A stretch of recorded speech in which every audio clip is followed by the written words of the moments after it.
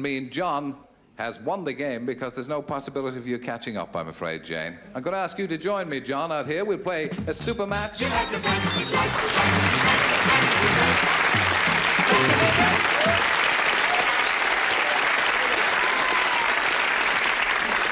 Jane, thank you for joining us, and I hope you'll enjoy our little gift of our Blankety Blank checkbook, meticulously chased in silver with a pen.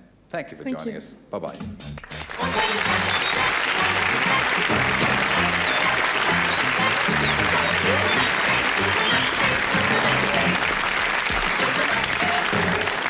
Now then, John, as always at the end of 2 rounds, we play our super match. Quickly fill you in. We ask a studio audience a blankety blank question, and we take their 3 most popular alternatives, and there they are in front of you. 50 blanks, 100 blanks, 150 blanks, and these are the blankety blank prizes that go with them.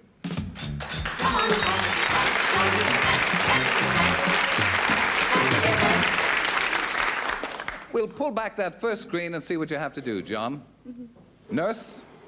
Ah, it's blank garden, John. Blank garden. You think about that. Now, you can call upon any 3 of our 6 celebrities to help you out find what that blank is. You don't have to take their advice or anything else. Okay, let's have it. Who would you like to help you first? Peter, please. What about an English garden? An English garden. A worthy suggestion from Peter Jones. Margaret. Margaret Powell. Well, I would say a vegetable garden. An English garden, a vegetable garden. Who else? Who else to help you? Kate. Kate O'Mara. Come into the garden. Come into the garden. Maud. No, well, never mind Maud. Come into the garden. Okay, those are the 3 suggestions you've got. What would you like to say? You can accept them or have one of your own. I think I'll say Rose. Rose garden. Very smart. Well done, John. Let's pull back the 50 blanks and see who's right. Winter garden. Obviously, we had a crowd from Blackpool in. For 100 blanks. Covent Garden. I'm afraid they were geographically inclined. This could be it, though, John. Everything riding on this. Rose garden.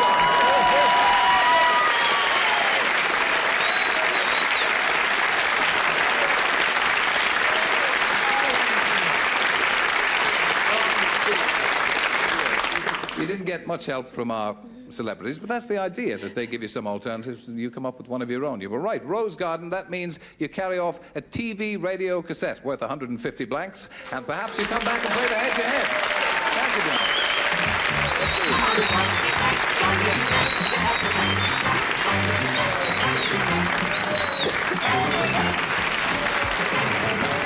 John. And as our team of highly trained midgets turn around the set, we come and meet 2 more contestants here.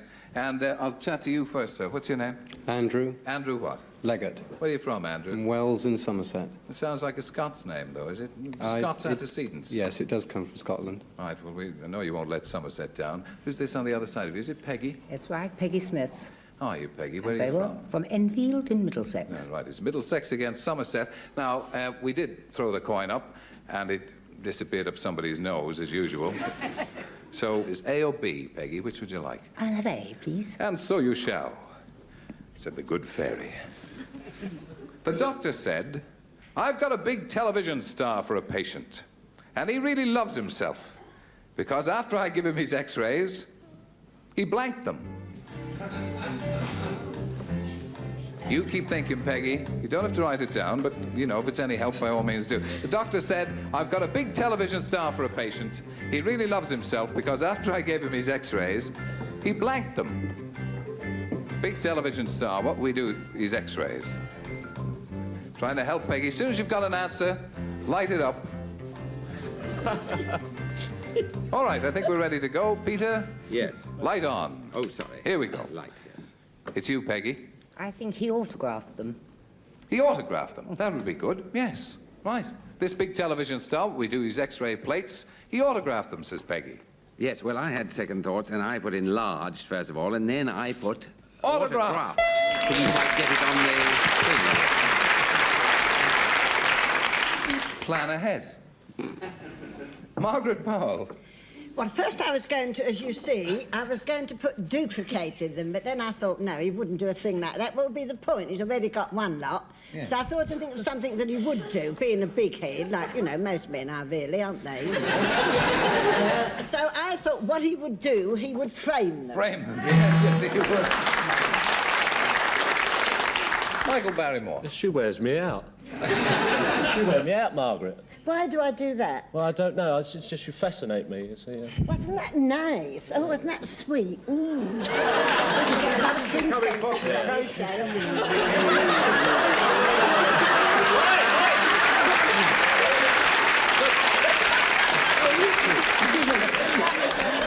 There's a show. Excuse me. There's a show for this kind of thing. It's called Mr. and Mrs. And I wish you were on. Excuse me, Mr. Rogan, but when you get to my age, you have to get it where you can. That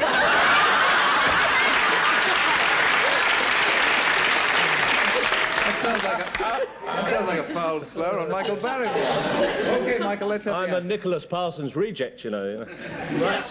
Well, Terry, I thought at first that he would eat them, and the only other thing I could think of was that he would sell them to his agent.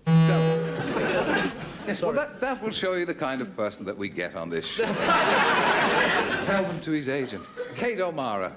We're still waiting for another point from Peggy. Yes, well, I don't know many big television stars. Well, at least I do now, but... I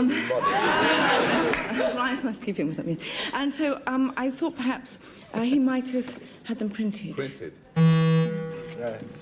Now, it's funny, isn't it? Because, really and truthfully, I mean, people think I'm a dummy, and I'm here with... I just said to her, how can she look so pretty and be so stupid? You know what I mean?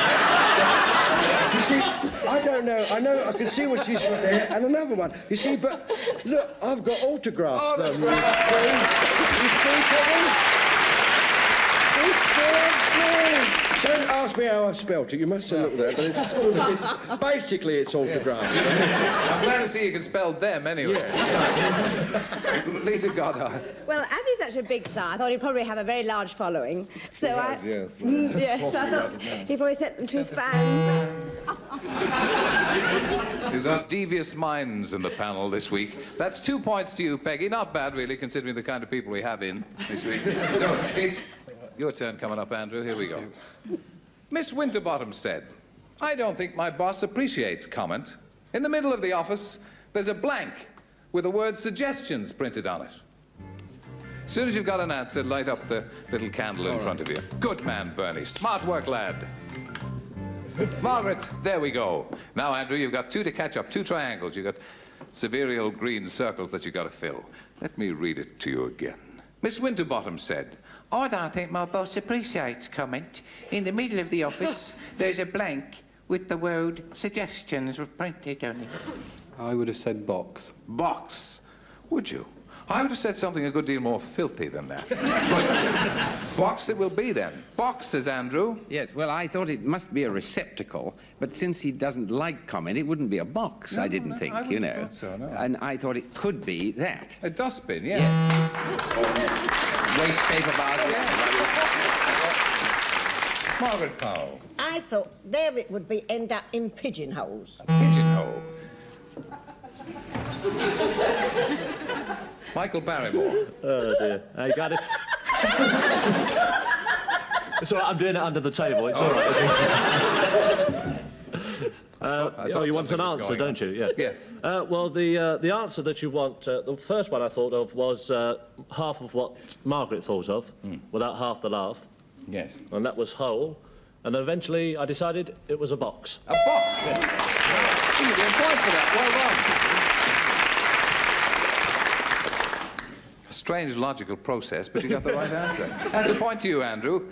Kate O'Mara. Yes, well, from what I've heard about bosses and secretaries and things, I naturally assumed that no matter what the suggestions were, he'd want her in his in tray. And, well, that counts as a box? No. No. Not only have I got it right, but I spelt it right.